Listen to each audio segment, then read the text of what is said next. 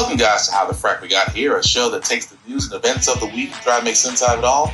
I'm your host, the most Will Buchanan, and on this show, we simply are all about the facts. There are plenty of news stations out there that simply want to do anything short but inform you. Here at How the Frack We Got Here, that's all we believe in. We go up to the left, we go up to the right, we go up to the middle of independence. We go after all sides because there's more than one side of a story to everything. And you need to know it all in order to actually actually formulate your own opinion. And that's what we try to do here at How the Frack We Got Here. Thanks for listening, and hold on. It's going to be fun. All right, guys. Today's date, February 21st, 2024, and this is How the Frack We Got Here. Of course, I'm your host, the most Will Buchanan. How the Frack We Got Here. We do take the events of the week, try to make sense out of it all. And yes, if you're looking at your clocks, we are starting a little bit late. I apologize. Life be lifing. But as usual, as we do in How the Frack We Got Here, we try to consider ourselves a news podcast, which means that we do get information from reputable sites, from award-winning journalism. We do not do sensational news like Fox News or The Blaze, whatever extreme left or extreme right people watch. We simply don't do that. We give you just the facts and nothing but the facts. Allow you to make up your own mind for yourself. We do try to watch our language because sometimes words do fly. Trust me, they will fly on this. They'll definitely fly tonight. At the same time, there may be things that might be shown that might be too intense for younger viewers. So viewers' discretion is advised. Aside from that, welcome. So, you know what? We're going to start on some good news. What I mean by that, guys, is that, sometimes Dorito, failed dictator, would-be president, somehow still not in jail, somehow, still going on here untouched. We kept wondering what'll finally happen to this cesspool of a Jabba the Hutt person. Well, who knew that the person that might actually stick it to Trump would be a black woman? To the ABC News exclusive tonight after Donald Trump was fined nearly $355 million in his civil fraud case. Tonight, New York State's Attorney General Letitia James saying she's prepared to seize Donald Trump's assets, including his buildings, if he doesn't pay the money. ABC's Aaron Katersky, one-on-one tonight with the Attorney General. 4 days after a judge ordered Donald Trump to pay $355 million for a decade of fraud, New York Attorney General Letitia James says she's prepared to do everything she can to make sure the former president pays his fine, including, she told us, seizing the buildings that bear his name. If he does not have funds to pay off the judgment, then we will seek judgment enforcement mechanisms in court, and we will ask the judge to seize his assets. Trump was held liable for exaggerating his wealth and inflating the value of his real estate so banks would give him low-interest loans. Trump insisted the banks liked doing business with him.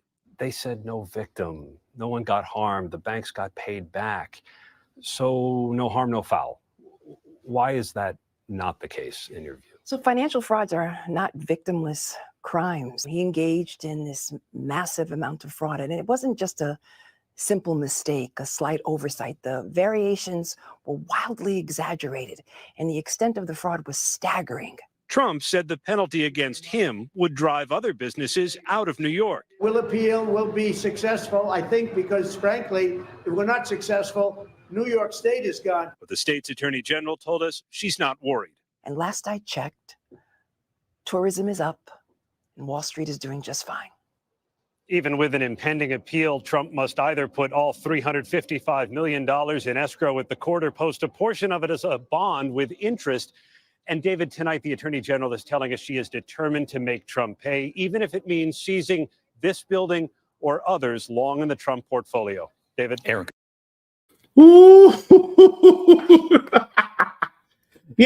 I'm not trying to laugh at the downfall, but it feels deserved. It does. Because keep in mind, this is literally the biggest amount that Trump has yet to pay. Because keep in mind, this is a civil fraud case. And I keep pointing this out because he's in other indictments, other cases. Some of those cases are federal, which means that if any one of those federal cases hit, it immediately disqualifies him from being president, from running for president, much less hoping he gets the nomination, which all signs will point to he actually gets it.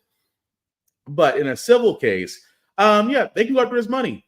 And again, New York AG Letitia James decided And she proved her case beyond a shadow of a doubt to where, yes, he got hit with $354 million. So after all tax penalties and things of that nature, it really racks up to $400 million, over $400 million, which again, Trump either has to pay currently, or the New York Attorney General may go ahead and actually seize 40 Wall Street, otherwise known as Trump Tower. And let's be honest, Trump Tower is his pride and joy. It's his fortress, if you will. But I find it funny for a man who claims to have billions in the bank. You think for a would-be billion person, we all know Trump's a con man, but for the simple fact of the matter is, you would think for a man that claims to have so many billions that, yes, go ahead and pay the fine and be done with it. But no, he's going to appeal because that's all Trump knows how to do. Trump only knows how to litigate, appeal, till he can't appeal anymore, till he's exhausted every legal option available. But he's hoping that the money that he gets, that he grifts from his flock, will keep him alive long enough, because for anybody that's ever been through court, you already know it takes money, especially if it's a long court case. Lawyers have to be paid. Court fees are included, things of that nature. And this is the part where a lot of people sit there and say, how in the blue hell for a man whose every business has failed, even his Trump organization has been indicted. The man that was initially his CIO did a short jail stint. How is this man still able to, for all intents and purposes, still look flush with cash? Well, it's his donor. It's basically his flock, or I should say his PACs. For example, Save America, which is basically a Donald Trump PAC. They take donations from his flock, even more so because lawyers have gotten smart about Trump and have sat there and said, "Oh no, you're going to pay us up front because we know how you do your contractors and other businesses that do your services, and then you stiff them on the payment." That's not happening with us. So again, Save America gave its largest payment to the law firm of John Lauro, who's actually representing the president in the federal election case. That again was brought forward by a special counsel, which he did request, by the way. So this PAC paid $583,000 to this law firm. So again, that's just the largest payment. Last year alone, this same PAC spent $55 million on legal bills. That's nearly 85% of what they had. And again, this all comes back from his donate. This comes back from people that donate to his flock. So amazingly enough, there are idiots out there that give Trump money to stay flush with cash, to be able to pay lawyers, at the same time stay alive in the courts because he has no money. As I said before, he's a con man. He's broke. At the same time, he is depending on people who see him as some type of urban legend or hero to give money. Even more so, even in the fact this man just got hit with possibly the largest judgment amount in a civil fraud case in New York. Which, by the way, it's always funny. Well, if I leave, then the New York State fails as a whole. Sir, New York State is thriving just fine. You're not exactly the pinnacle that holds it all together. Concerning the fact that, again, Trump Tower is basically cut in pieces by multiple entities, and he barely owns the majority stock of it. Again, guys, I cannot keep stressing this enough that it's going to be interesting because Letitia James has already served a 30-day notice and said either you pay the $400+ million judgment or we go through other means. But we all know what that means. We go after your assets. What assets does Donald Trump have besides Mar-a-Lago and Trump Tower and a few other holdings? Everything. And I again, I don't want to wish downfall on the man, but it couldn't have happened to a nicer guy. But Trump's not downtrodden. Oh no, he decided to go to SneakerCon to unveil a sneaker line. I cannot make this up. We could show this. Trump today announcing he's launching his own line of footwear. I don't know, Paul, you're going to be picking up a pair of these, but the most expensive pair apparently come in at a steep $400. But it goes to show you can have the most expensive shoes money can buy, but you can't outrun the long arm of the law? No, I think it's interesting. He actually knows a lot about feet, because you remember he dodged service in Vietnam by falsely claiming that he had bone spurs in his feet. So he's got very soft and delicate feet, and so I hope these shoes are wonderfully comfortable for Mr. Trump, because he's a very soft man. Yeah. I'm sorry. That was kind of a dig. It was kind of a dig, and I dig that. But yes, Donald Trump decided to go to SneakerCon to unveil his sneaker line. $399. And here I thought LeVar Ball was an idiot. $399. Now, I know for a lot of people are saying, well, that's no different from how much people are paying for Jordans. Yes, but you're paying for a brand. This guy is basically just trying to sit there and just grift any way he can. You guys forget, this is the same Trump that did Trump Steaks, Trump Airlines, Trump Vodka. Everything with his name on it, he tried to push. Every one of those business ventures failed. And so what does he have left? Trump sneakers. Yes, you can get the Air Conman 45s or 44s if you want to be honest about it.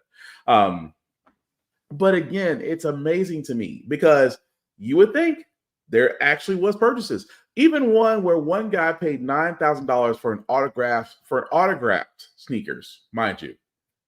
He paid $9,000 for autographed sneakers. Now, beyond me, I don't know why.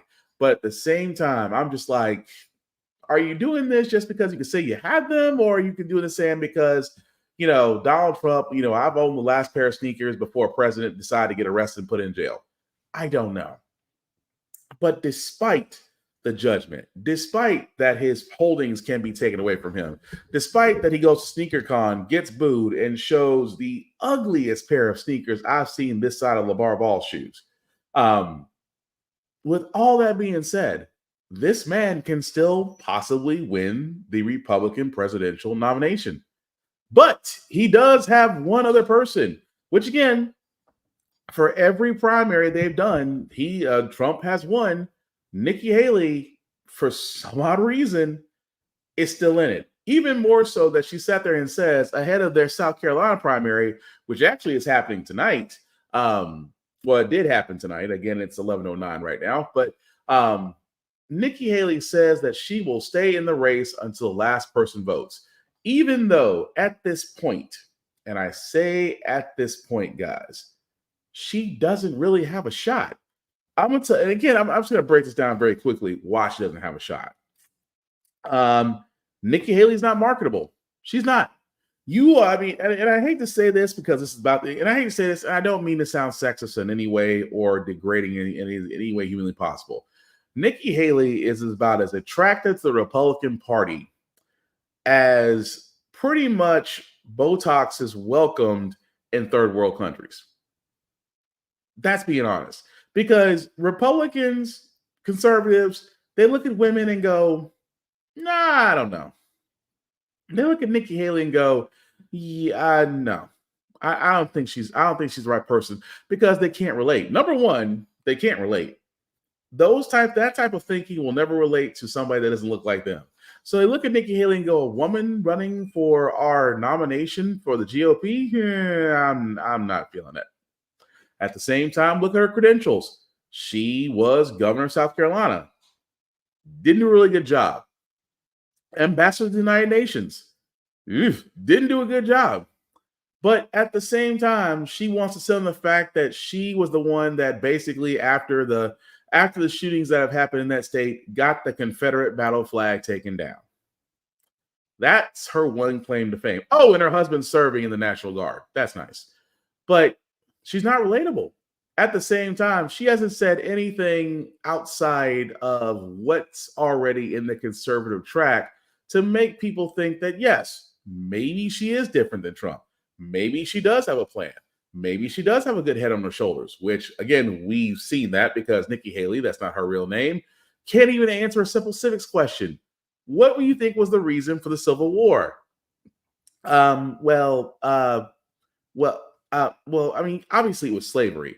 Yes, but, you could have answered the question then and not 48 hours later. Or my other personal favorite, you know what? America's not a racist country. 10 seconds later, I've experienced racism. I'm sorry, did your mind just go, did your mind just literally just reset itself? Again, inconsistencies. Inconsistencies. She cannot connect with the voters. She's certainly not trying to connect with other voters that let's just be honest, she's not trying to connect with other voters that aren't white. Yes, she went on the Breakfast Club. Every candidate that's trying to connect with minorities go to the Breakfast Club. But the Breakfast Club is not the one-all be-all for the gateway to Black and people of color voters. It's not. It really isn't. But again, it's a nationally syndicated radio show. People listen to it on a daily basis. I can see the allure. But again, for candidates like Nikki Haley, she didn't really show herself well. And I mean, you're getting interviewed by Charlamagne the God. I mean, that bar is already low enough as it is. But again, she could not connect with minorities. Her own party members don't see her as effective. At the same time, the cult still wants their leader. The cult of Trump still wants their leader.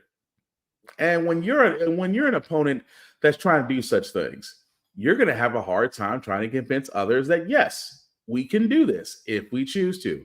We can go this route if we want to. And Nikki Haley, again, seems to think that the South Carolina primary, which I apologize, they're actually voting on Saturday, not today. I'm sorry.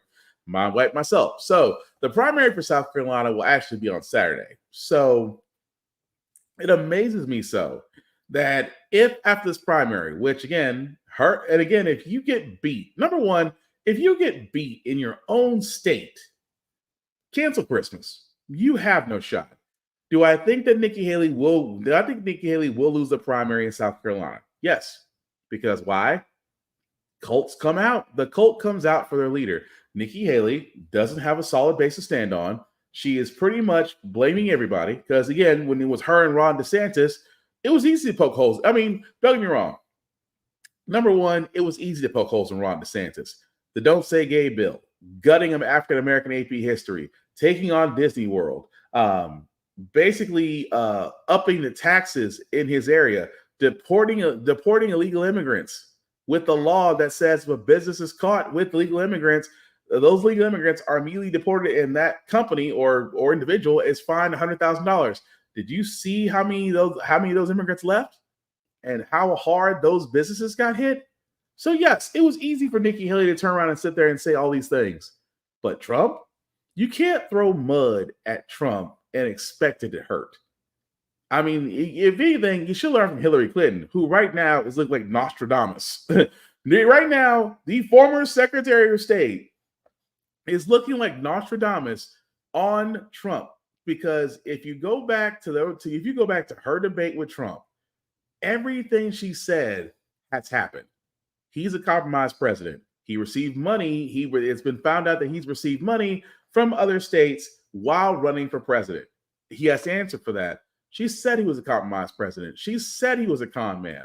She said he basically wolfed on taxes. And yet everything she said has came out and has been correct. And I keep telling everybody, America made the wrong decision more than a couple of years ago. Because imagine if we had Hillary Clinton at the helm. I think it'll be quite different. But I just don't see Nikki Haley moving forward. I don't. I could sit there and say that. I could sit there and say otherwise, but I don't see her moving forward. I see her congratulating Trump, and then begins the race for second place, which, by the way, America's Uncle Tom, Senator Tim Scott, seems to be winning, because now Trump can sit there and say, here's my new black friend. Come, black friend. Come, sing and dance in their praises to me. Shower me with affection, because that's what I paid you to do to become vice president. And that's what Tim Scott's trying to do. And I hate to say this, after the South Carolina primary, Nikki Haley will be joining that race too. Because at that point, unless, and I say very heavily, unless something happens to Trump to where one of those federal cases ends in a guilty verdict, that is the only way at this point that Trump will not get the nomination, unless that happens. Because again, Civil cases don't matter when you're running for president. It's the federal cases that do, because federal convictions disqualify you from running for president. So, again, we watch the clock, not only for to see if Trump's ever getting indicted, but if Trump come up with this money, because right now he's trying to secure a bond and no bank wants to touch him. Congratulations, Trump. You wanted to be black people so much. Now you get to see what it looks like when we try to get loans from banks. Anyway, moving right along, guys. I mean, I can't really rag on the Republicans all day, but I got to rag on Joe Manchin a little bit, because Senator Joe Manchin, again, a man who says he's Democrat, but really he's a Republican, a man who basically killed the progressive agenda that President Joe Biden was on, a man that killed the ability to raise the minimum wage, a man that basically killed the Build Back America plan, which actually would have focused more on infrastructure, education, things of that nature, a man who killed the Voting Rights Act because he was afraid that he was going to lose his state to Trump because he is in a heavily identified Republican state. And at the same time, this is the same man that wanted to strip the powers of the EPA because he sits on the board of a coal mining corporation. As we all know, coal mining is a dying industry. But, under EPA regulations, coal companies would be paying more, which again, Manchin on the board of directors for a coal mining company who's also a U.S. senator that has basically made sure that the EPA can't touch coal companies. How is that a conflict? How is that not a conflict of interest? That's all I'm saying. But anyway, we did say not earlier this year, a little bit last year, we sat there and said that Joe Manchin would be considering running for president under a third option. He would run as an independent. And we all had a good laugh, because if Joe Manchin can't even get a vote in for something proper, do you really want him at the head of the country? Well, again, with the border bill that failed, Manchin has sat there and said he has chosen not to run for president because he says, quote unquote, I've seen my friends walk away and cower to Trump. His friend being the Republican friends. Now, again, let me explain this the best way I can about Manchin. Manchin is pretty much a coward. He's yellow. He's basically going to sit there and say, well, I'm not going to do this because of this, this, and this. But ultimately, he's not the guy for the job. Quite frankly, I'm surprised he actually got voted to be a senator. At the same time, he doesn't want to endorse Biden. I don't know what it is that he doesn't want to endorse Biden about, but it seems to be some sort of beef.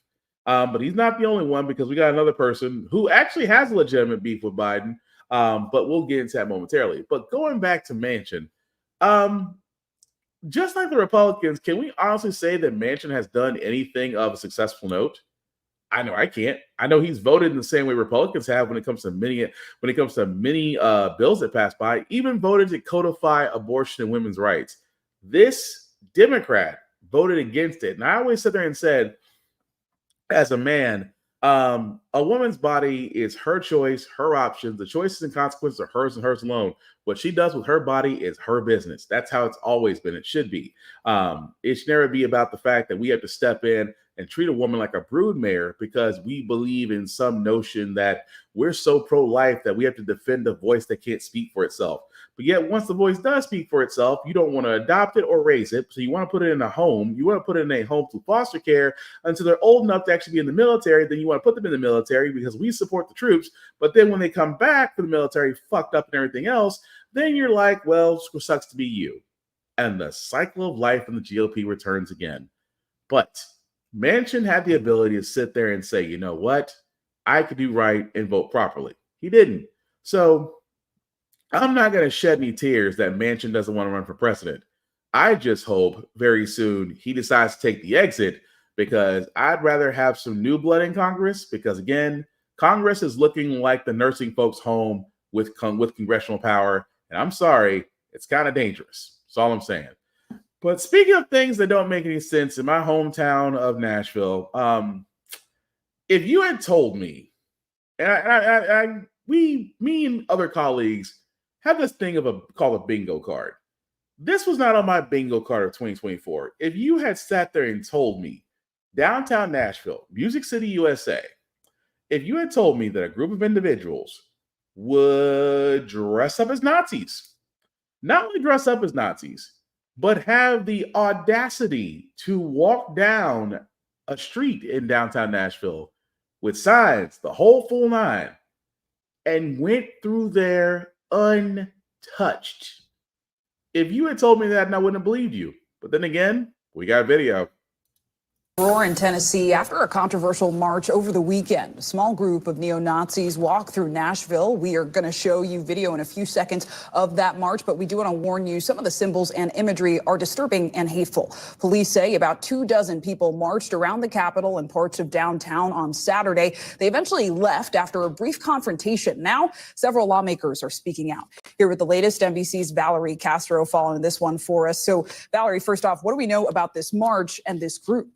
Zinkley, so this appeared to be a group of about 24 men that marched through downtown Nashville and around the Capitol. As you saw in the video, they were all wearing those red shirts. Most of the group, the majority of the group, had their faces covered. Their identities were concealed. Some of them were carrying flags with the swastika symbol. Several bystanders who witnessed this took cell phone video of the group. Some of them confronted the group and yelling at them, calling them cowards for not showing their faces. Some say that the demonstrators were yelling anti-immigrant chants. Nashville police issued a statement saying that they had monitored the group, and they say that the group left at the end of the demonstration climbing into a U-Haul box truck, and that they left the county at that point. Now, this is a relatively new group. This is associated with the Blood Tribe, a neo-Nazi group, according to the Anti-Defamation League, a relatively new group that formed in about 2020 and 2021. But the ADL says that their activity has been increasing, and several of their last events have targeted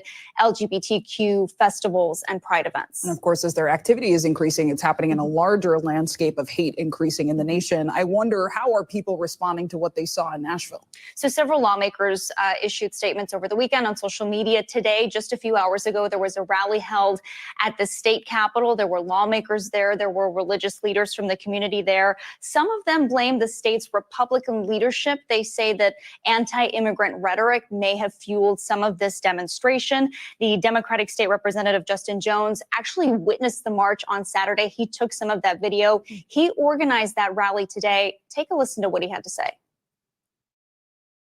That was meant to intimidate our community, but we stand united, multiracial, multi-generational, multi-faith, people who have not been together for some time, standing on the plaza, the People's Plaza, where they were, saying we're reclaiming the space. Yeah. We're cleansing the space. That's it. We're getting rid of all that hate and that negativity and saying, this is our plaza. Yeah. This is our house. Yeah. That's it. And we are not covering up our face, but we're proud of who we are. The Republican Governor Bill Lee also issued a statement over the weekend on social media saying Nazism and anti-Semitism should never be tolerated in any form. As Jewish people around the world continue to face persecution, Tennessee remains unwavering in our support for the nation of Israel and her people. Zinkley, in the scheme of things, this may have seemed like a small-scale demonstration, but such a powerful, hateful message. So I'm going to be honest here. I am one that will always sit there and say, you have the right to say whatever it is you want. It's freedom of speech. But whatever you say in life whatever you say during your moment of free speech does not absolve you of any actions that may follow. So I ask again, this is the same state that sat there and said, we don't want illegal immigrants, even in the House deciding to do a bill to help with illegal immigration in Texas. Even though Tennessee is a landlocked state, they decided to send people, equipment to Texas to help at the border. This is the same state that sat there and said, we do not tolerate bullshit. Okay, so explain to me how a group of neo-Nazis or, neo-Nazi wannabes, all masked up, all marching, explain to me how they got through unscathed. Because I agree with a friend of mine that said this, and I fully agree with him. The silence is deafening. Because I can see that, well, you know what they could have had? They could have had weapons on them. They could have been they might have been daring folks. They might have been daring folks to do something. You don't know what could have happened. It was probably best to leave them alone. No, it isn't. Because you know what's so funny? And I point this out all the time. You'll never see neo-Nazi signs in Germany. You won't even see a swastika in Germany. Why? Because if someone did try, they got stomped out. They got their ass whooped. Because, yes, you have the right to say what you want in Germany. But if you come out in neo-Nazis and swastika and remind them of a time, a dark period in their history, people liable to whoop your ass. And I say this, and I said this on my Facebook post as well. I said, it is amazing that I believe those Nazis decided to march downtown for safety. Metro is like, oh, we were monitoring the situation to make sure nothing happened. Really? Just out of curiosity, what if the neo-Nazi group decide to go march down Jefferson Street? For all those don't know, for all those that don't know Nashville very heavily, Jefferson Street is basically connected or on the road to several minority businesses, and of course, one very well-known HBCU, Tennessee State. Let's just say, for example, those neo-Nazis decide to march down Jefferson Street. Pretty sure they wouldn't get far, because you know why? You get stomped out. It's almost like those stupid pranks you see on YouTube, where guys pull these pranks off, and yet somehow, some way, they come out of this untouched. That's what happened here.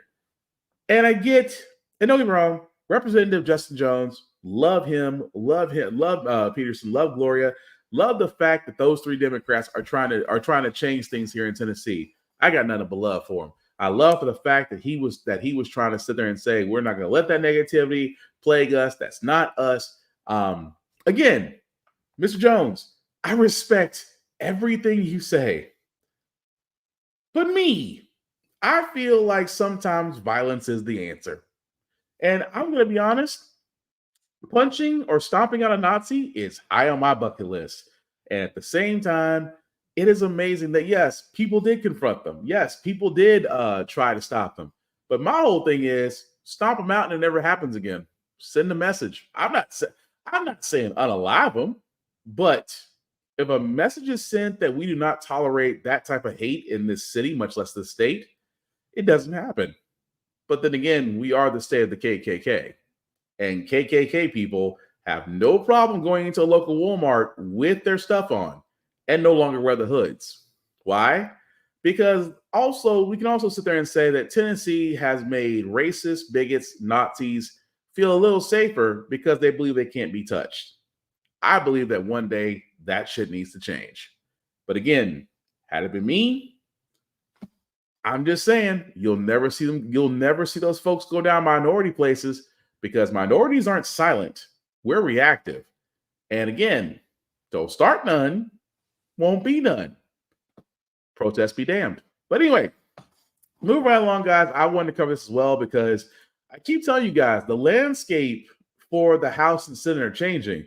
But what people are not noticing right now is that not only are Republicans planning to leave after this term, also Democrats. Should we be worried? Yeah. Exactly how many people on Capitol Hill are headed to the exits? Yeah, Boris, Melanie hit on the number of Republicans that are leaving, but there are a ton of Democrats who are also leaving the House. In fact, there are more Democrats who are departing the House of Representatives than Republicans, 25 Democrats, 23 Republicans. And that, to me, is the remarkable thing that's going on here. Look, there are plenty of years when more Republicans retire, a lot of Republicans, and years in which a lot of Democrats retire. But the fact that you're getting a bunch on both sides, that is what's so historically unusual here. In fact, I went back over the last 20 years or so and look back to see, okay, at this point in Congresses, was there at least 23 folks leaving on both sides of the aisle?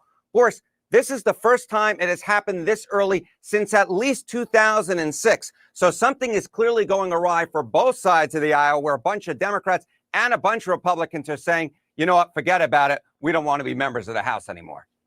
Well, obviously, for each individual member, there might be different circumstances kind of edging them out the door. But I'm wondering, generally, is there an overarching theme as to why they're leaving?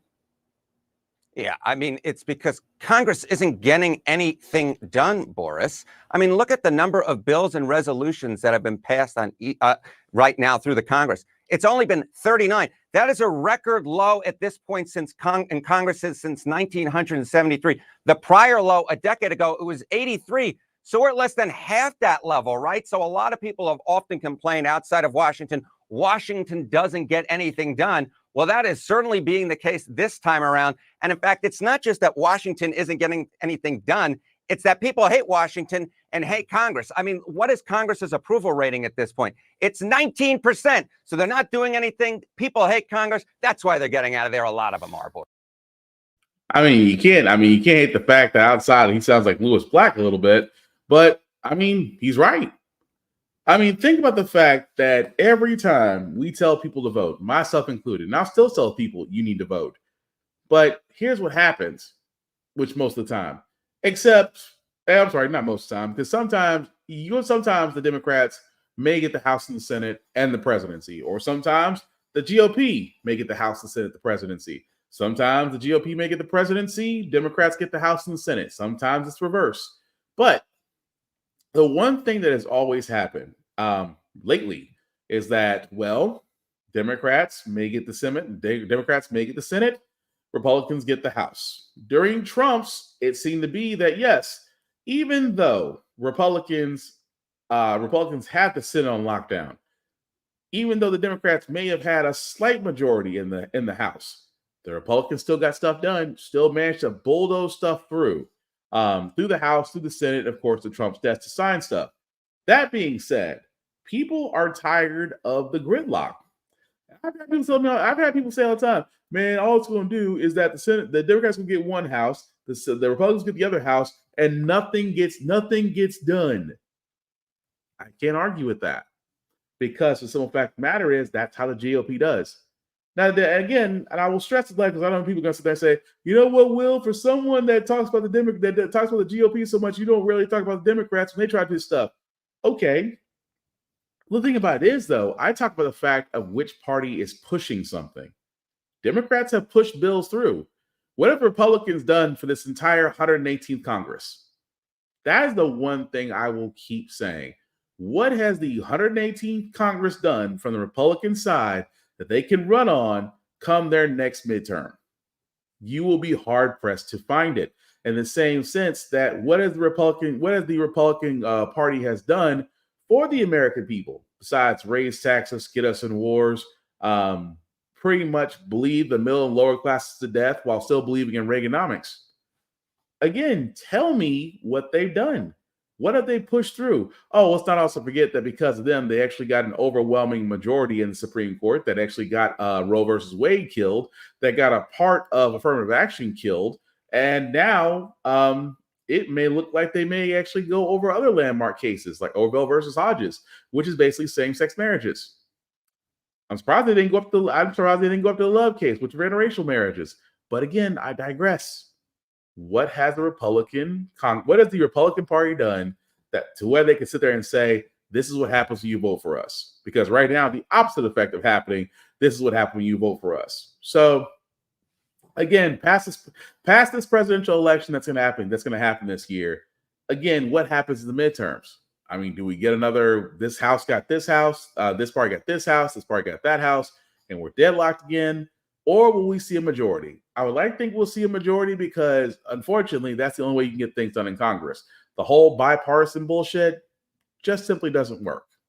But since for all those that know I don't always talk about Republicans all the time, I do got to get on Democrats, mainly because Representative Rashida Tlaib, again, because of what's going on, and yes, we're going to go ahead and say it now, Zuckerberg be damned, what's going on in the Israel-Hamas war, that she is basically calling upon fellow Democrats to vote uncommitted in the Michigan primary against Joe Biden. Because again, for all those that don't know, Rashida Tlaib is a Palestinian woman, the first Palestinian woman to ever serve in Congress.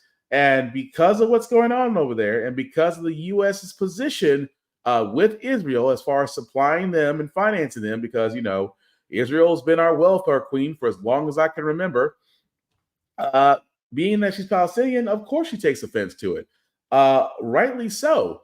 But at the same time, because, if you've listened to other podcasts out there or other news, They've been calling Joe Biden genocidal Joe, or ceasefire. They've been asking for a ceasefire in Gaza for the longest time. And again, Representative Tlaib again is still saying it needs that because she's not happy with the inactions that we're taking. And I've said before on this show, if you really want to know what's going on, the history between Israel and Hamas and Palestinians, it just paints a different story. And I'll say this again, don't take my word for it. Actually look at the history. It's out there for anybody to see. And again, you can come up to your own conclusions on what you think is going on. But if you ask me, Israel's kind of paying a narrative because they're not the victims in this, in my opinion. But we will see because Biden at this point may also get the Democratic nomination. But at the same time, I don't want an old ass president. Don't get me wrong. Biden has accomplished a lot, which we'll definitely get into a little bit later in this podcast. Biden's accomplished a lot, but at the same time, I am just like, you still have a problem, which we'll get into that momentarily. But the problem he has right now with the Israel-Hamas war is that America does not need another war. We have always been in the theater of war since the inception of our nation, and I think there was only maybe 17 years that America wasn't involved in a war, and yet they wonder why enlistment numbers are down. The next generation has figured it out. They don't want to fight for a country that once used up and dealing with a broken VA system will do nothing for them. And I can't blame them. But speaking of things that don't make any sense, guys, switching to education, just because, well, education, you would think that, of course, you would never think that if your school's so violent, so bad, that the only option you have is enlisting the National Guard. Well, this one school thought it was a good idea and actually went with it. You see them deploy during disasters and respond to emergencies. Now 4 school committee members want their next assignment to be at Brockton High School. We're not asking them to deploy a whole army to our school. We're asking for support. They sent this letter to the governor asking for military support to help stop the violence. Video after video shows the fights breaking out in classrooms and in hallways. Kids are losing precious learning time when kids are causing chaos. And with as many as 30 teachers calling out sick out of fear for their own safety, they say they don't know where else to turn. We're looking for support with the National Guard to come in and act as substitute teachers, hall monitors. You go home and tell your mother or father G.I. Joe was in the classroom today? I mean, come on. Brockton City Councilor Winthrop Farwell Jr. says this is not a job for the National Guard. I think you need more adjustment counselors. I think you need board-certified behavioral analysts. It doesn't take the National Guard. This is on us. Brockton's mayor agrees. In a statement, he said, quote, "We need to give our administrators the tools to keep order in the school. National Guard soldiers are not the answer." He also said he's working closely with the Brockton Police Department to address the issues and implement strategies. I go to work every day worried about what's going on at Brockton High. Ana Reyes says all she wants is for her 15-year-old grandson to feel safe going to school again. He doesn't want to come to school. What are we going to do? And that's heartbreaking. It is.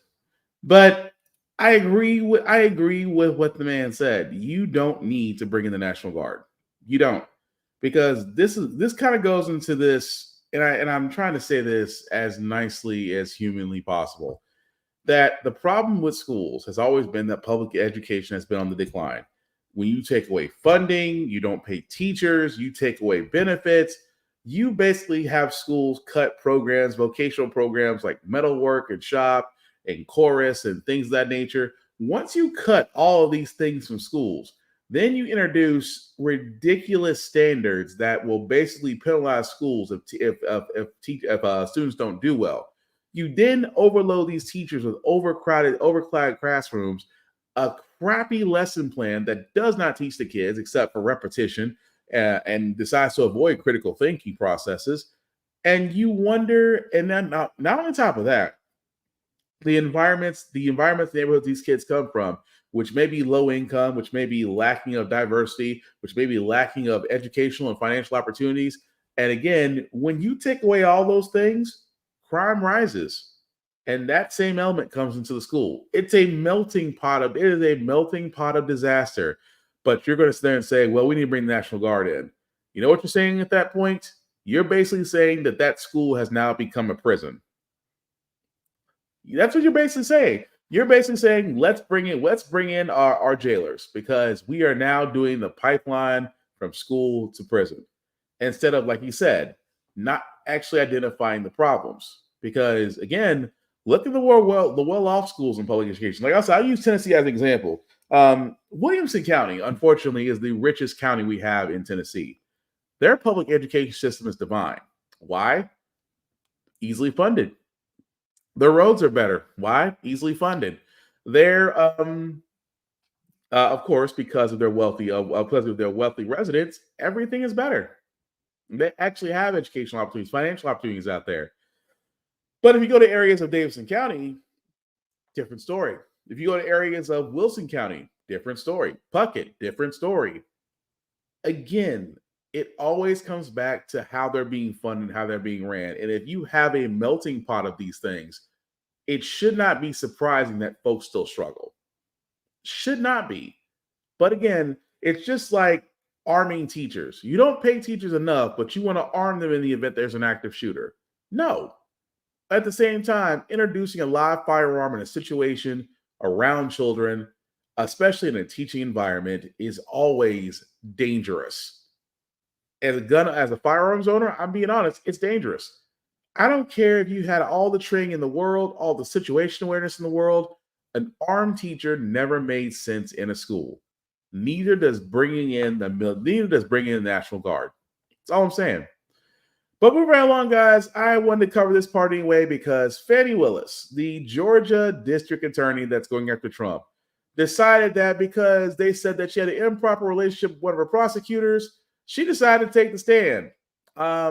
Needless to say, after she took the stand, they didn't want her back anymore. In the Georgia election interference case against former President Trump, All right. this Fulton County hearing could determine the future of that case. For a second straight day, Judge Scott McAfee heard evidence on allegations that DA Fani Willis financially benefited from a personal relationship with Special Prosecutor Nathan Wade, who she hired on the case. Now, Trump and several co-defendants are trying to have her removed. It is a lie. It is a lie. After more than 2 hours of surprise, fiery testimony yesterday, today, the state declined to call Willis for cross-examination. I have one daughter, Fani Willis. On the stand, Willis's father, John Floyd, pressed on what he knew about her relationship with Wade. At issue, when that relationship began, before or after she hired him. Wade and Willis said it was after. Did you ever meet Mr. Wade in the year 2019? Absolutely not. How about in the year 2020? Absolutely not. Also a focus, the issue of cash, which became central yesterday when Willis said that's how she would reimburse Wade for their vacations. It's a black thing, okay? You know, I was trained, and most black folks, they hide cash. And I've told my daughter, you keep 6 months worth of cash always. Now, the question for Judge McAfee, will Willis be allowed to remain on the election interference case? What's at stake here? Well, what's at stake is that I'm pretty sure that if the DA is disqualified, I think the case is pretty much dead in the water, because the chances that any new DA is going to be appointed to the case before the election is almost nil. And Blaine, with testimony wrapped now, when would we be likely to see a decision on whether Willis will be taken off the case? Well, Lester, the evidence has all been presented now, but the judge now has to hear summaries from both sides. That's set to happen either late next week, if not the week after. So it could be sometime in March before we know the judge's decision. So literally, guys, again, that was a little bit of a snippet because Fani Willis, if you ever get to watch it, it's on YouTube. The 2-hour cross-examination, this woman, when I tell you, she got to the witness stand and said, I'm going to need 3 sets of said documents. People went running. When people go running when you need something, that means that you got something on somebody. At the same time, you did not come here to play. And she did not, because after her first day of cross-examination, as they said, They did not call her back to the stand. You ever seen a lawyer? You ever seen a DA give an ass whooping from the witness stand?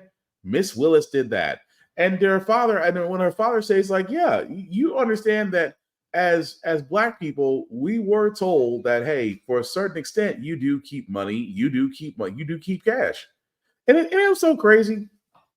Now that I say that, it's so crazy that there are stories, and I have to go find them, especially with stories like BP and Exxon, and the fact that Black people during the time of Green Books were traveling and realized there are certain gas stations you couldn't go to. But there was one thing that always stuck out in my head: always keep a $20. Always keep 20 on you. And did not realize that the reason why you kept 20 on you was because, number one, to always have cash on hand no matter what. But at the same time, it was the only way that you can actually get gas at the pump from acceptable places. Never carry more than $20 because you may not get your change back.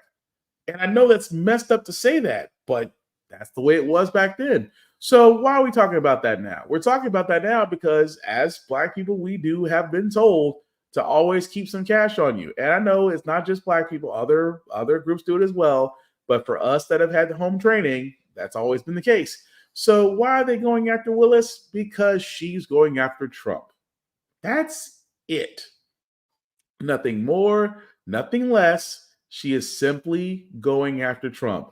Like the analyst said at the end, if she is found to be taken off the case, then yes, it would take a while for another prosecutor to be assigned, and that's after the election. But here's the thing: even then, he can still. The crazy part is everybody thinks that, oh, well, once Trump's in the election, he can't be touched. Wrong.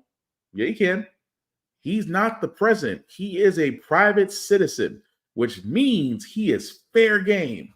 So yes, even if the prosecutor, even if Willis, which I don't think she's going to be taken off because, again, the prosecution against her had no legs to stand on. Even more so, she pretty much showed them how to actually be an attorney, which makes me think that no, I don't think she's going to get taken off the case because okay, so she decided to pay this man out of her own money, which she does say, and has the paper trail to do it. Does the evidence that she collected against Trump make it any different? Because that's what I've been saying since the beginning of this trial. That all it's very much saying is the information and evidence that she's gathered against Trump, is that tainted? If it's not, then whoever has it, it's a slam dunk.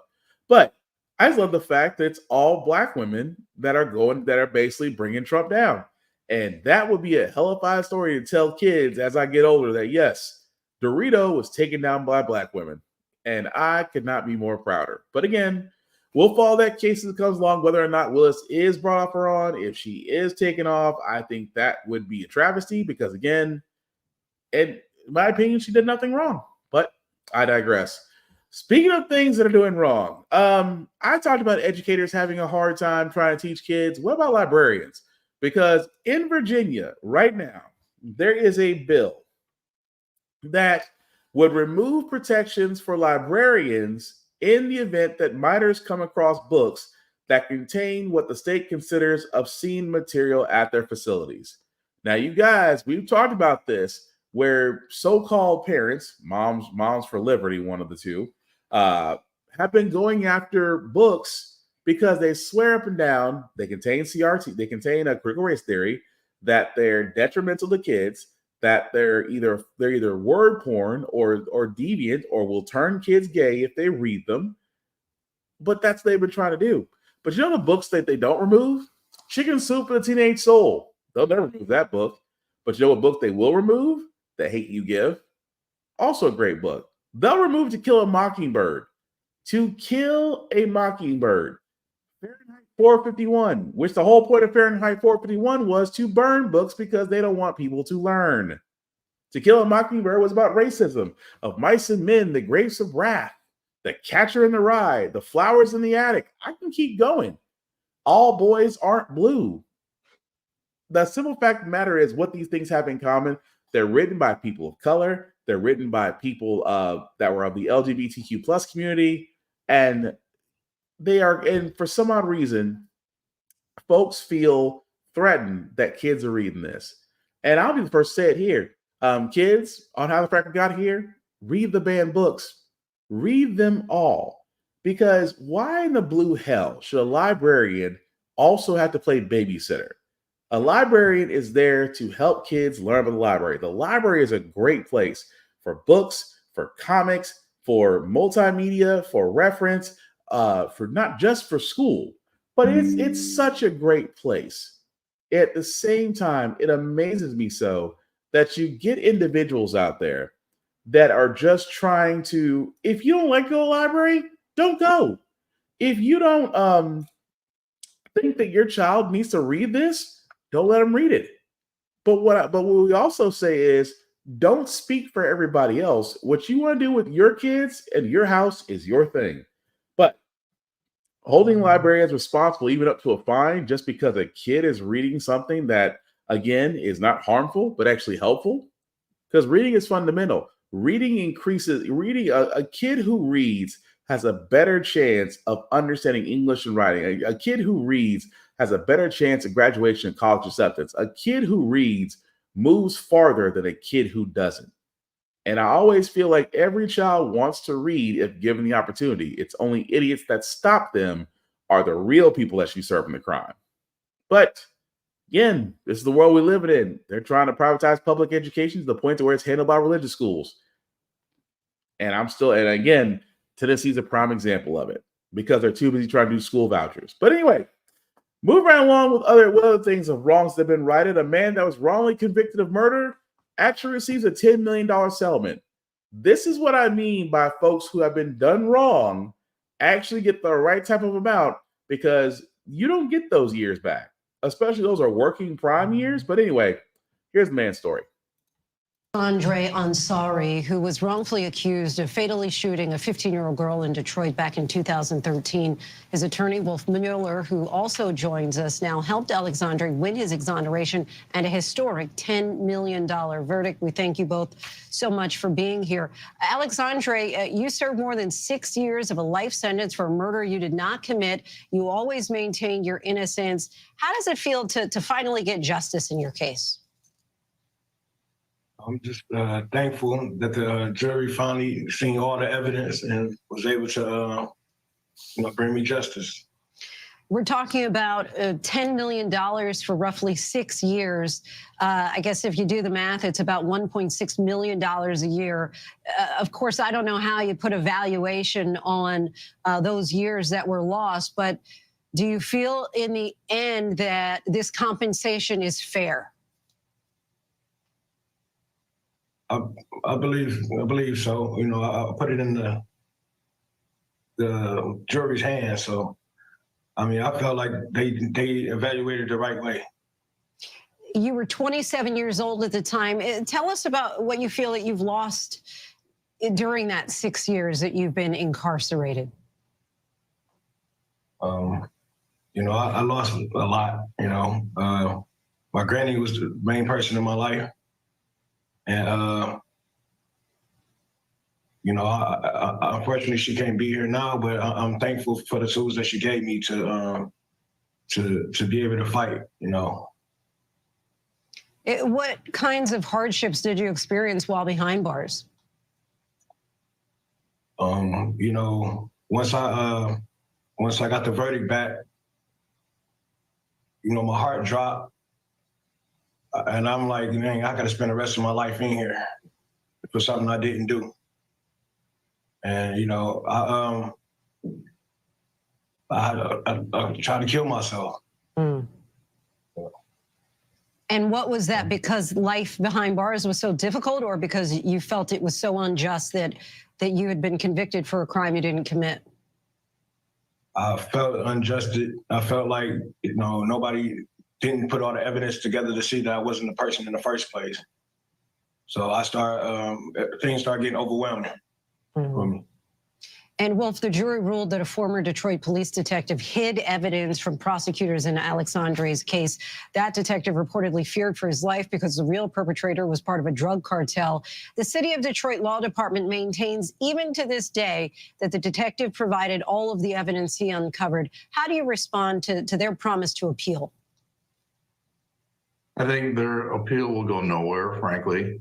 The jury heard all the evidence that this detective had a cozy relationship with the cartel leaders in Southwest Detroit and had protected the cartel leader because he feared for his own safety. If he put the cartel leader away for murder, he would be sentenced, just like Alex, to life without parole.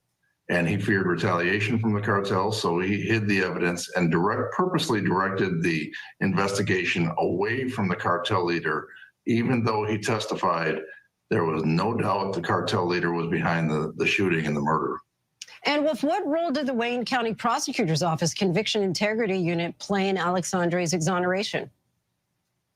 They were instrumental in first uncovering all of this evidence. If it wasn't for them, and I give kudos not only to the CIU and their director, Valerie Newman, but Wayne County Prosecutor Kim Worthy. It's the same prosecutor's office that convicted him 5 years earlier. They discovered the evidence. They realized they had been deceived and it had been a miscarriage of justice, and they did the right thing and voluntarily dismissed criminal charges. Alexandre, you now have your life back. What plans do you have, and what are you looking forward to most? Mostly just to, live a life that I missed, and just invest in, try to get back to the universe, basically.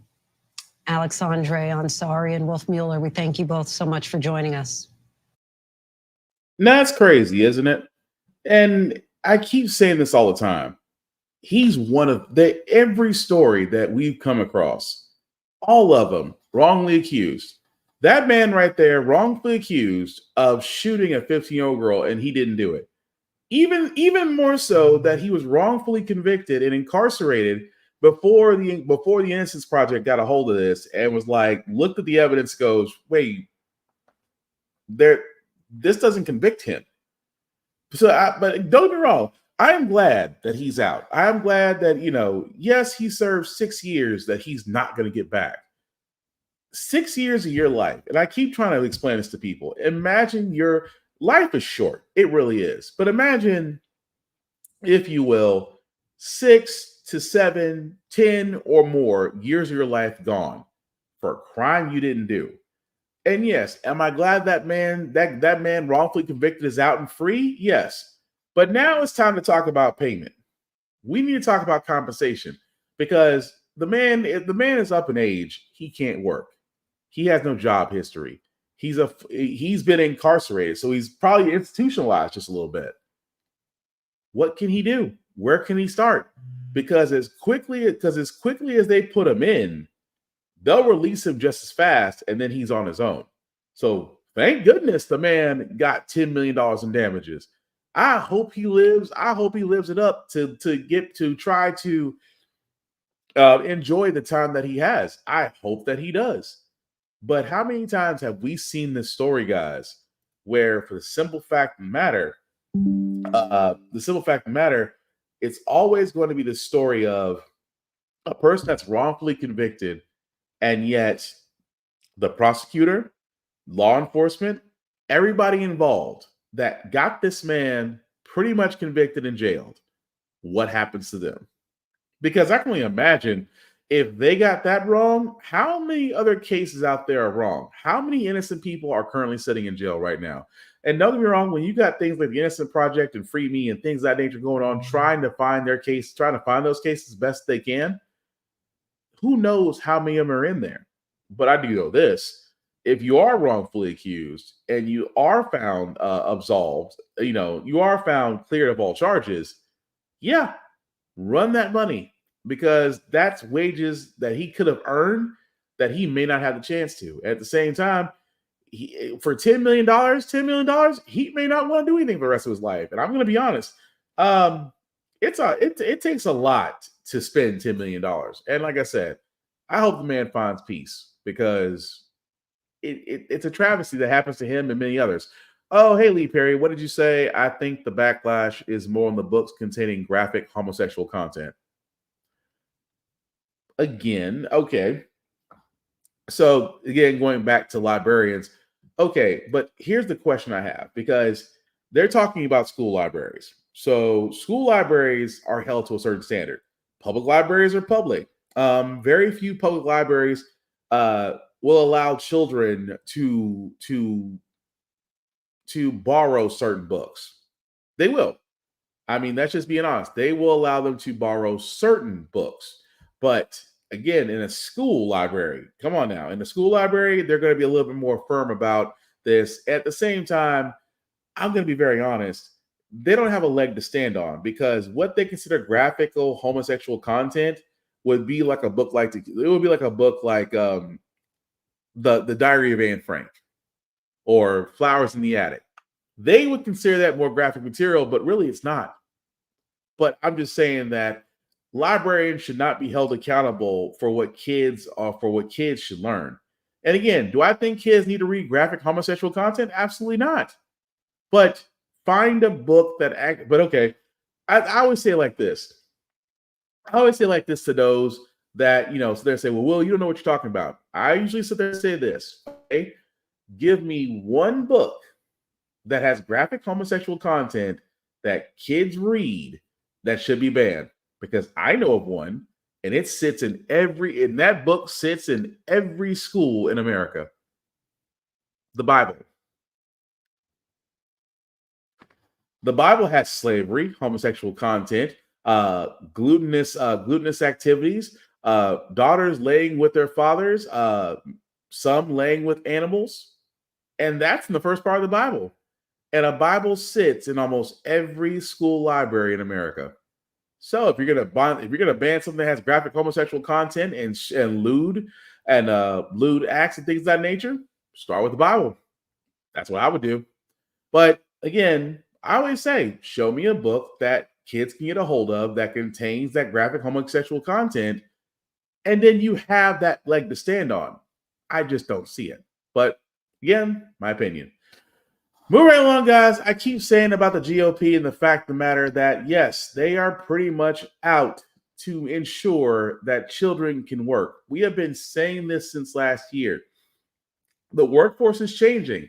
So instead of the GOP actually trying to help people transition, because we are moving toward automation is taking a lot of jobs, what they have done is said, those child labor laws, we need to loosen those up because kids want to work. And not kids working at your mom and pop's place or a McDonald's, things of that nature, like the picture they love to plant, that teenagers can go to school and then go work at fast food for minimum wage and be fine.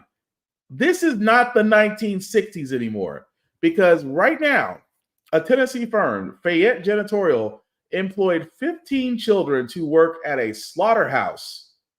They work at a slaughterhouse, basically also known as Purdue Farm in Virginia, to clean equipment. Keep in mind what I just said. Employed children. These children were under the age of 14, and they are working at a slaughterhouse. And it's okay. And that's the thing about it. There are certain states, mostly conservative, that are loosening labor laws. In Sarah Huckabee Sanders in Arizona, she's doing the same thing. She's pretty much saying, oh, well, they love to work. We allow them to work. Even in Tennessee, where technically a kid over 16 can only work so many hours because they go to school. My home state, those freaking idiots are trying to loosen that up to where a kid can work more hours. I cannot stress enough how dangerous that is. There's a reason why child labor laws are put into effect. There was a reason why we didn't depend on their workforce to be mostly kids. But this is what's going on. And again, we already covered a story where illegal immigrants as children were working in slaughterhouses, and the same actual group up north got caught twice. Wasn't shut down though. No, they just got fined. The kids got cycled out, but they got caught again. This is what the GOP wants moving forward. They literally want child labor back. And I don't know how in the world that's not a more dangerous thing to say right now. But again, we'll follow that story as it comes along. But I'm going to talk about Biden before we wrap this up. Biden's going to have a problem. Biden has a black problem. Not because of what Charlamagne the God says, because personally I think Charlamagne the God is a fucking idiot. But again, like most idiots, they usually get one right every now and then. Do you get blowback from the White House? Because you, even now in this conversation, you're very tough on Biden, and they clearly think that you are an important voice. I mean, there's an ad running on your show now from the Biden-Harris campaign. So when you say something critical, do you hear from them? Yeah, and I think that's the stupidest shit ever, because I think that I'm sorry, but we can bleep that out. Yeah, because I feel like you should be able to criticize whoever your elected official is, right? And even if I do criticize them, I'm criticizing them because of what I see coming up in November. I see what we're facing. So what I'm saying to them is, where is the sense of urgency? You can't keep saying that there's a threat to democracy, and democracy as we know it is going to be gone. But so yeah, this is why I sit there and say, again, not really a big fan of Charlamagne the God. Again, I think he's an idiot. But like most idiots, they get one right every now and then. Because he did make a criticism about how he pushed for Biden last year, how he pushed for Biden in the last election. This election, he's not pushing for Biden. And that, of course, this got went to the White House, to where they sat there and, decided to say some choice words about Charlamagne the God. But he is right to criticize Biden. And I will say this very nicely, because Biden has done a lot. Biden has got some wins under his belt. But I will also sit there and say he could go farther, especially with student loans, which we're going to get into near the end of the podcast. But he could have went farther. And I kept saying this. He did actually do to a certain extent. He actually did to a certain standpoint. Because guys, I remember at the beginning of last year, it was more of an open, progressive agenda. He wanted to push forward with raising the minimum wage. He wanted to push forward with the stimulus checks, because he wanted to get American people paid. He wanted to move forward with clearing out the student loan debt. Although he didn't say clearing it out, he wants to do something about it. So we do have to give him credit. He never said he would wipe out student loan debt, but he wanted to do something about it. At the same time, he wanted to fix voting rights by pushing for the Voting Rights Act, pushing for the George Floyd Police Reform Act, which both those things did die because GOP did not want them.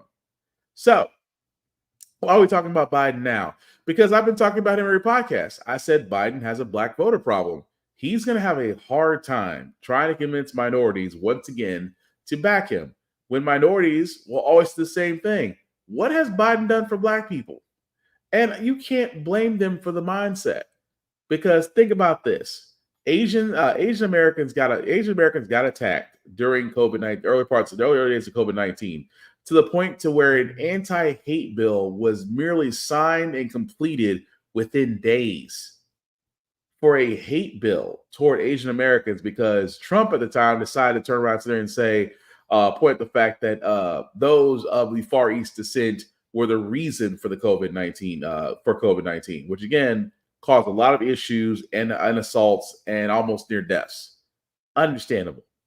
But again, happened under Biden's watch. Biden also sat there and again wanted to get the voting rights done. Voting Rights Act made sense. Make Election Day a federal holiday, so you don't have to worry about going to work and then trying to run to your polls. A national automatic vote registration, so you don't actually have to do the whole thing when you go to the polls. And at the same time, vote. You have multiple ways of voting. Increasing the mail-in vote, and increasing drop ballots, things of that nature. It was actually a good idea. And at the same time, GOPs, along with Manchin and Sinema, killed it. The George Floyd Police Reform Bill, a reform bill that would have banned chokeholds, ended qualified immunity, and actually would have forced police, law enforcement to redo the way to do training. Because I say it all the time, you can be a law enforcement officer faster than you can be an anesthesiologist, a nail technician, or a plumber. Especially here in Nashville, because I have yet to be told I'm wrong. 6 months, and you're 6 months in the academy, and you're out there protecting and serving. Or in this case, shooting first and ask questions later. But again, that bill got killed. The point I'm making is every one of these bills that Biden tried to push forward as an open progressive agenda all got killed. And yet he decided to turn around and go more along the lines of a moderate Democrat, which I call Republican light. He didn't push forward the policies of everything, but he had one last card on the table: student loans. and said, I am going to take off $10,000 to $20,000 for everybody that has student loans. A drop in the bucket, sure. Should he have went farther? Yes, which we'll get into momentarily. But again, I have just described a whole bunch of things, and none outside of student loans, everything but black people is like, he hasn't done anything for us. And yet here he comes to our church, to our backyards, asking for our vote. And I'll be honest, I'll still say vote. Learn the candidates, whether or not, because I've seen some people say, I want to vote for Trump. I'm like, you're going to have to explain yourself to somebody, because somebody's going to look at you and go, why do you want to vote for somebody that does not care about you? Well, they always say Trump's racist. Have you not seen the time when the Central Park 5 came out and he took out a full 5-page editorial? But again, tell me Trump's not racist. But going back to Biden, Biden is going to have, much like Nikki Haley, a hard time getting black voters because he has not done enough to sit there and say, I'm including you. What I mean by that, guys, and I've said before, Biden can do three things right now. Biden can do three things, and black people will jump onto it in a heartbeat. Well, actually, four, because one is going to be far-fetched because I don't see him doing it, but three are definites. Number one, legalize marijuana, declassify marijuana as a drug, and tax it. That's it. If he had sat there and said, on my agenda, I am going to make marijuana legal. Yes, marijuana is legal in about 13 out of the 50 states. But imagine statewide, marijuana is legal. The business booms that happened. You thought Colorado was a fluke? Imagine other places where marijuana is legal. Because everybody thought for the longest time moonshine was illegal. Moonshine wasn't illegal. It's the fact that nobody paid taxes on it when you sell it because the government wants their share too. But imagine if marijuana was legal, not only for the fact of the economical side, but the criminal side as well. You'll have to decriminalize marijuana, which means that there's going to be a lot of people coming out of those jail cells with expunged records for drug charges dealing with marijuana. Because in my mind, marijuana is a plant. It's not a drug. It's not like cocaine or methamphetamines or things of that nature. But imagine if Biden said that. You'll have the black vote. I mean, not to say this is more key toward black people, but black people, because there are some of us that do partake. I don't, but I don't judge people. But again, you would get their attention. Or better yet, you turn around, number two, increase the minimum wage. If you increase the minimum wage, you ever heard the phrase, a rising tide raises all ships? Right now, the minimum wage in America is still $7.29. I know in some cities and states, it can be anywhere from $10 to $15 an hour. But imagine, if you will, if minimum wage was raised right along with the price of inflation. Because if we really think about it, minimum wage right now should be anywhere between $28 to $30 an hour. And here's the beauty part. Minimum wage forces all these other jobs to pay at that rate. Because for a lot of people that don't understand, minimum wage's initial idea was to basically pay you the lowest amount possible to where you can sustain yourself with housing, food, clothes, transportation, and utilities. That was the whole idea of minimum wage, to give you just enough, but you can survive on it. Nowadays, $7.29 is slavery. At the same time, Biden can turn around, again, number two, raise the minimum wage.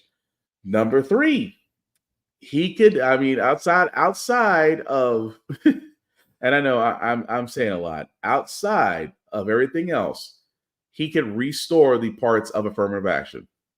Restore the parts of affirmative action that will guarantee diversity hiring. Because trust and believe, in every HR section, they got a count of how many minority people they hire. And trust me, that number has not changed. As long as that number is hit, they feel like they're safe. But number four, finally have the reparations talk. I can sit there and talk about student loans, and I can sit there and say all the time, wipe out student loans. Because again, we wiped out that stupid, dumbass paycheck protection plan.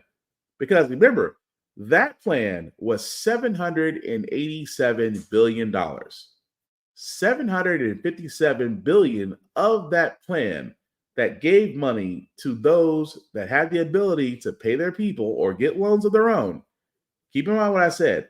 Out of $787 billion, $757 billion was forgiven, which means those companies, those rich people, did not pay a goddamn thing. Oh, but we did, because for them loans to be forgiven, somebody's got to pay for them. That's right. You and me paid for those loans. So here's my thing. If you don't ask me that you can forgive a business or a rich person that takes out a PPP loan and is immediately forgiven for that loan, and you didn't ask for my opinion of it, personally, I think you should shut the fuck up when we sit there and say, yes, you can wipe out student loan debt. You can wipe out that $1.7 trillion student loan debt, because student loan debt is a crutch. But again, we'll get into that momentarily. But why are we talking about Biden? Because again, another part of this, before we get on to that next part, is a reason why. Because conservative groups are trying to attack them. And how are they attacking them?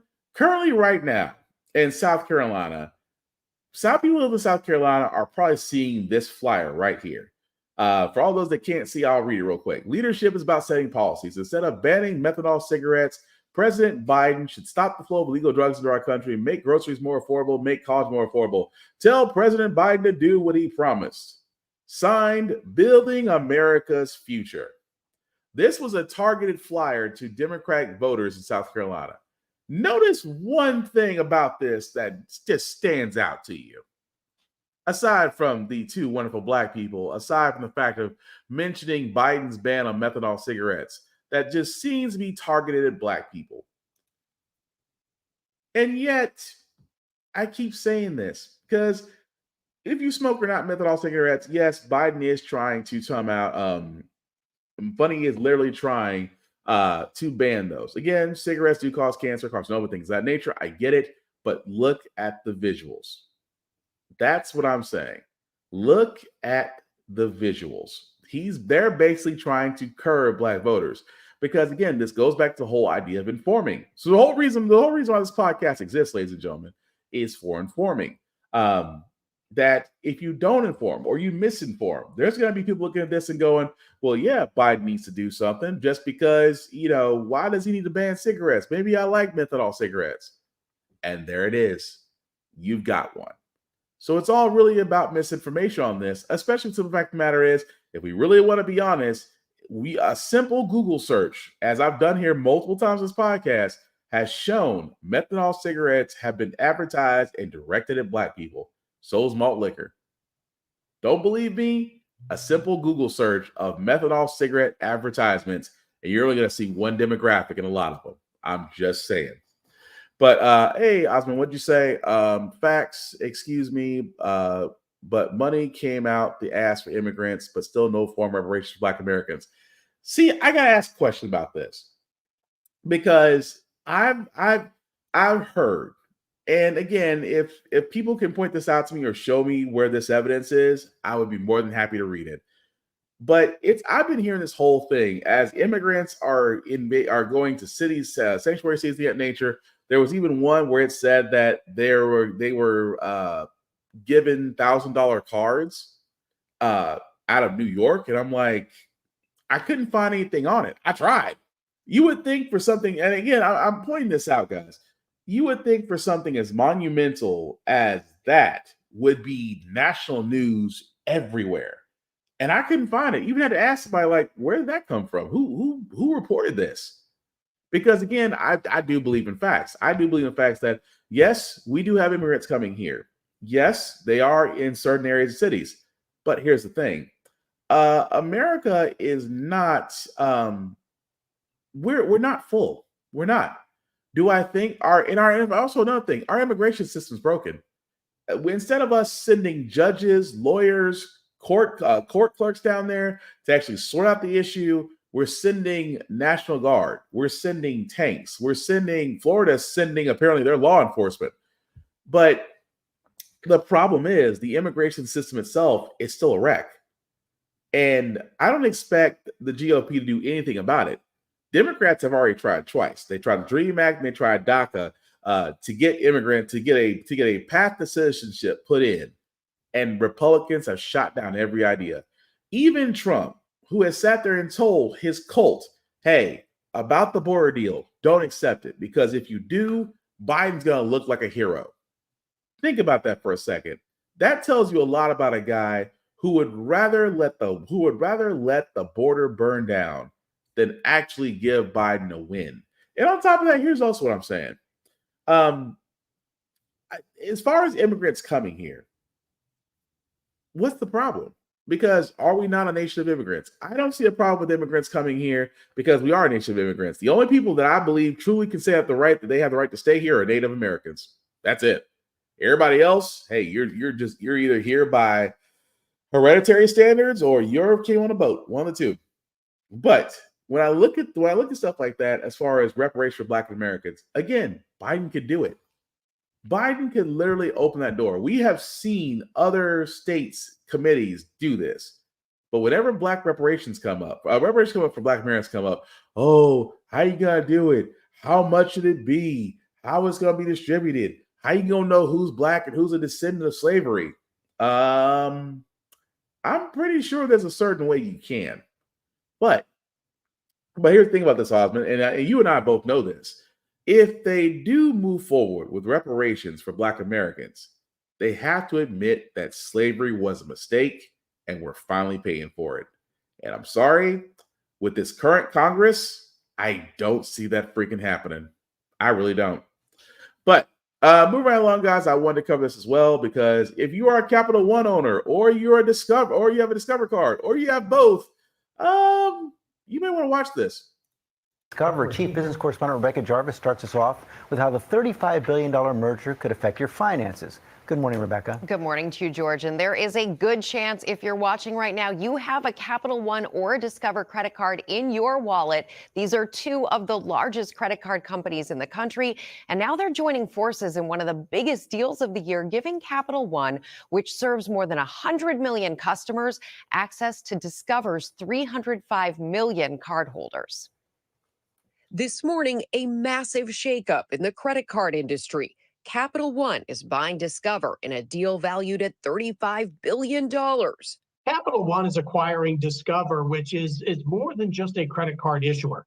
They also have a card network over which the transactions are run. And they also have accumulated a pretty significant deposit base, bringing in deposits from consumers and making loans other than just credit cards. Joining forces will give Capital One access to Discover's payment network, collecting fees to better compete against industry heavyweights Visa and MasterCard, which could benefit consumers in the long run. It comes as credit card debt in the U.S. hits a record high, more than $1.1 trillion. The average balance now tops $6,000.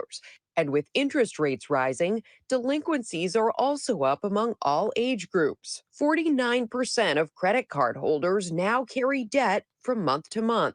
The increase in credit card debt at a time when credit card rates are north of 20% at record highs themselves, that really illustrates the financial strain that millions of households are feeling just trying to make ends meet. As savings balances were run down, we've seen credit card balances run up. More people are carrying balances for longer periods of time.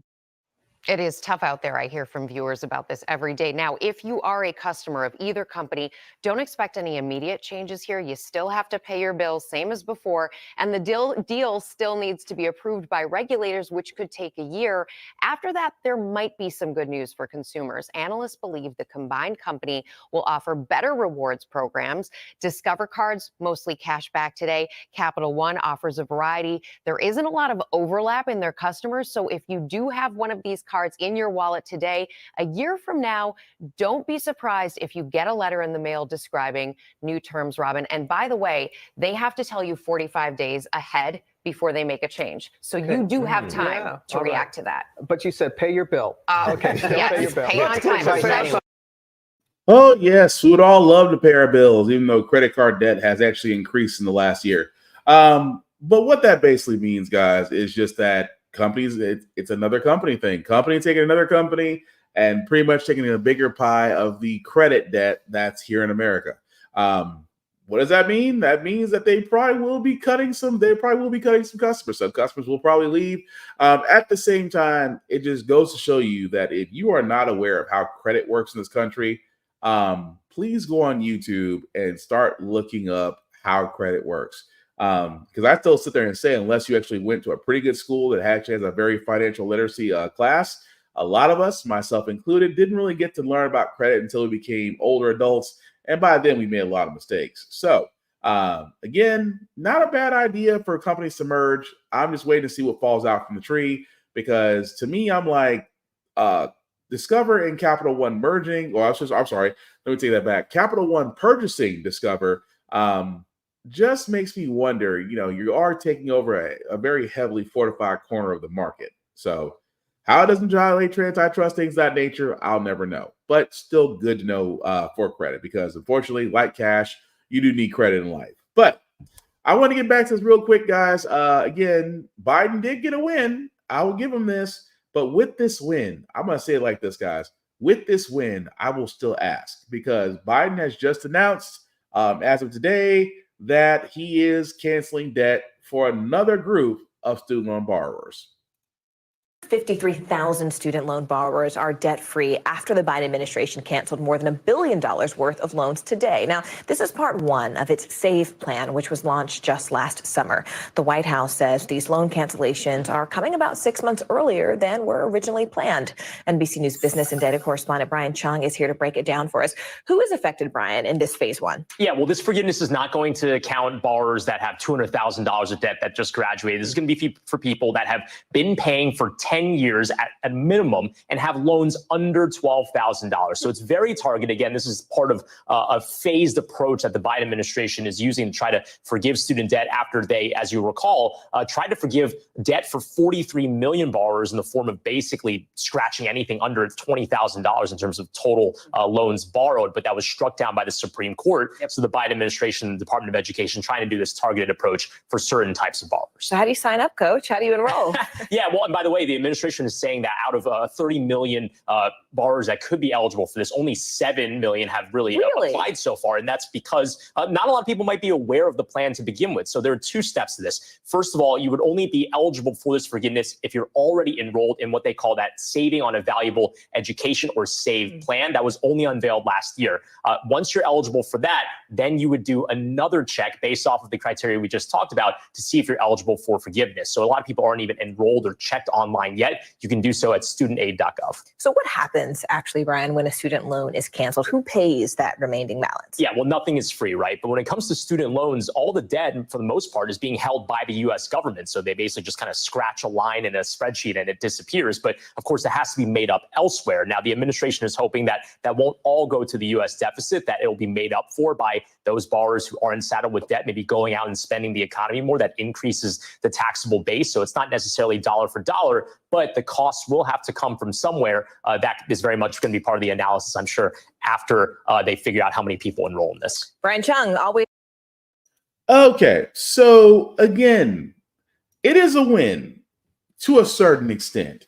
That yes, if you were on the SAVE plan or the income repayment plan for 10 years, you probably heard me talk about this multiple times, that Biden, again, tried to do the $10,000, $20,000 thing. It went all the way to the Supreme Court. Almost would have made it, but I wish I had those names, those two people that filed lawsuits to stop that actual plan. I wish I had their names, because I want to say their names every chance I get. And I'm going to do that on every podcast from here on out, because those two people filing a lawsuit actually is what led that case to go all the way to the Supreme Court. So the Supreme Court sat there and said the president does not have the power to turn around and wipe out student loans. Okay, but I'll give it to Biden and the Department of Education. I'll give it to Biden and the Department of Education on this one. They are finding loopholes. I keep telling you guys, if you're on the public, if you took a public self loan, those are being wiped out. If you were at a for-profit college that was false, that got wiped out. If you had been on an income repayment plan for 10 plus years, which is crazy if you think about that. Imagine paying 10 plus years of student loans, probably more interest than principal. But imagine you paid for a decade and still you are still paying on that loan. Those got wiped out because there's a backlog. There is a backlog of these individuals that have paid these loans and are still be paying debt. Those are probably getting wiped out. So what's next? Those that have been paying, but now your loans are under 10,000. Okay, I'm sorry, scratch that. Your loans are under 12,000. Happy for you, 7 million people who may be eligible. But here's the thing I'm going to sit there and say that if Biden is able at this point to cancel nearly $2 billion, and the current amount of student loan debt for our country is $1.7 trillion, I think beyond a shadow of a doubt, we can now say, yes, you can wipe out student loan debt if you pushed it. You can take that 1.7. But I hear people now, but if they did that, that means we have to pay for it. Look at your tax returns right now. For all those that have done their tax returns right now, are you mad about the amount you're getting back? You want to know why? Because we're paying for that stupid PPP loan program right now.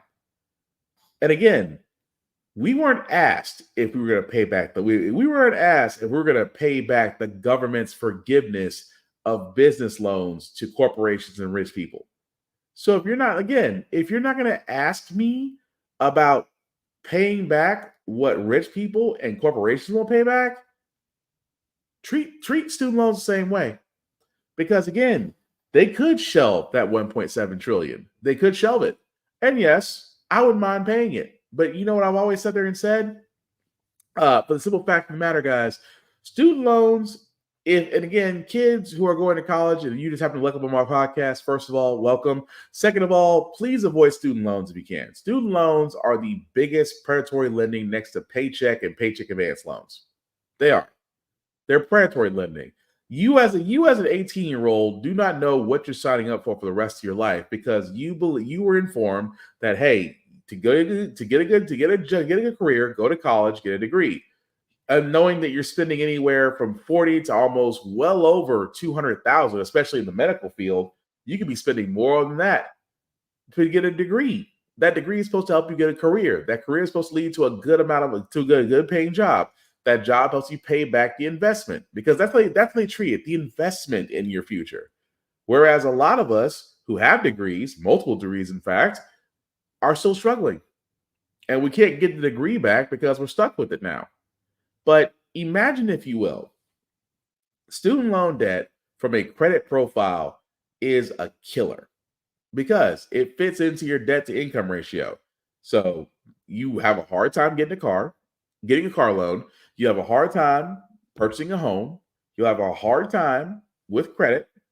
You'll even have a hard time getting a job because some jobs do check your credit too. And if they see you got a lot of debt, you might be a liability and immediately disqualified. But just imagine, if you will. And Osmond, you really beat me to it on this. Institutions and businesses with a financial foundation of slavery would love to have acknowledged it and they come up with restitution, which is hard to see that happening now. Unfortunately, yes. Until things have changed or we get the right people in Congress to actually get that moving along. If only it could be like the big payback episode in Atlanta. Shh. If only, sir. But again, this is why I keep pointing out. If the student loan debt was wiped out, here's what happens. I believe well over 15 to 20 million Americans immediately see debt relief. Imagine the fact that you no longer have to pay a bill because for anybody that's ever paid student loans, interest and principal, and forgive my language, is a motherfucker. It is. You are paying on interest so long that you forget what the principal is. But that's how it's designed. These banks and private banks that do these student loans have lobbied Congress enough to where A, they're still allowed to do what they want to do, and B, they go unchecked. Like, for example, I've said this before, and I'm yet to be wrong, that the Pell Grants that are given from the United States government could be increased to actually cover a semester or even a yearly semester. It could be increased because, again, they want to make money off of you from borrowing money. And the thing about it is, I love that these days, this next generation that's coming up, these kids have figured out, I don't need to go to college. I can go to a trade school. I can go into a trade school and be making 75 off the bat as an apprentice and move on up. Or I don't need college, or I can start my own business. I love the fact that even though college as an experience was great, I'm happy being a college graduate. I'm proud of that accomplishment. But I also carry student loan debt. I also am stuck with a rock around my neck that could affect every financial and future purchase for the rest of my life until A, that debt is paid, or B, that debt is wiped out. But I give these next generation kids kudos for them sitting there saying, why should I lock myself in for a 40-year loan that's not going to, that for the opportunity of a job? And I wish somebody like that sat me down and had me think like that a long time ago. I'm just saying.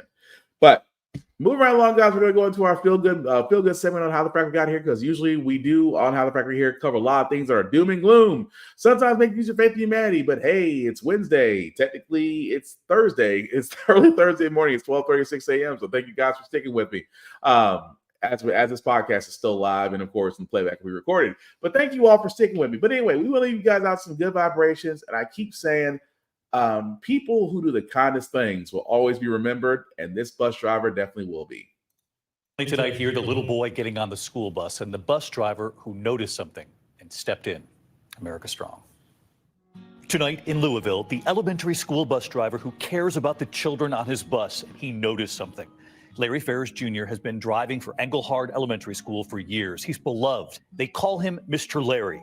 When Mr. Larry picked up first grader Levi Carrier, he knew something was wrong. Levi was in tears, telling Mr. Larry it was pajama day at school and he didn't have any to wear. Mr. Larry dropping off the students and then going to Family Dollar himself, where he bought 2 pairs of PJs for Levi, hoping one of them would work. Tonight, the school sharing the story, saying Levi and his family are grateful. Levi saying Mr. Larry is nice and his heart is filled with joy. Right here tonight. Good evening, Mr. David. That bus driver, Mr. Larry. We can educate and further push our kids in the right direction. Our school staff, our bus drivers, our principals, our teachers, they all go above and beyond doing for our kids every single day. And tonight we have learned, following Mr. Larry's lead, the community now coming together, a local nonprofit raising money for Levi and his family to go shopping for new clothes.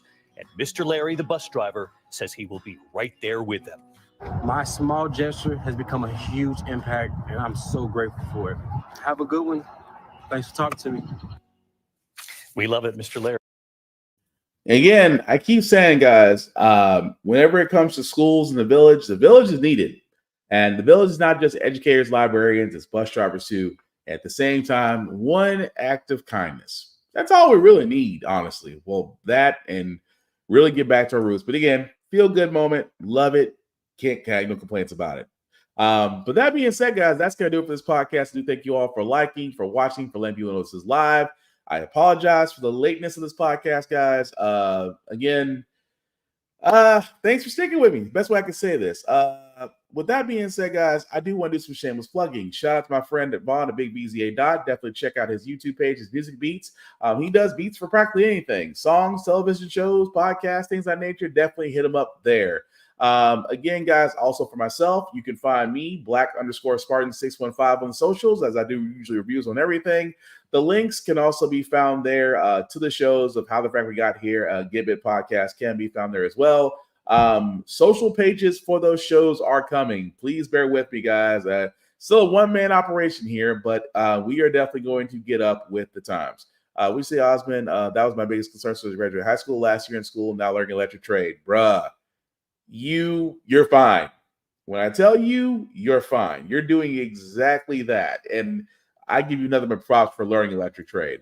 Yeah, definitely neighborhood heroes. Definitely that. That also being said, guys, I do also want to point out blurredstation.com. Again, this is the spot that really needs to have a shine on for a place that's built for us, by us, and people of color to enjoy. It has television shows, it has comics, it has developing movies, things of that nature. If you are a content creator yourself and want to join this ship, and unlike Tubi, be able to actually earn to have ownership of your content, please go to blurredstation.com. Check out the FAQ section as far as how you can do that. I will also ask you guys that if you'll join, definitely select the Blurred's Eye View Affinity membership, guys. And again, from there, We actually have a list of offending members. You can select anybody there. We would all appreciate regardless. And as you can see there, guys, it is $10.99 a month. Again, $10.99 a month ain't bad considering the fact that everything else is going up but the rent. And again, after 36 months, you actually have the ability to own a piece of Blur Station. Have you ever wanted to own a piece of a mega media site like Amazon or Hulu or Max without paying an assload of money and that without having to go through E-Trade or things of that nature? It's a lot easier at Blur Station. Again, check it out as more things are being added.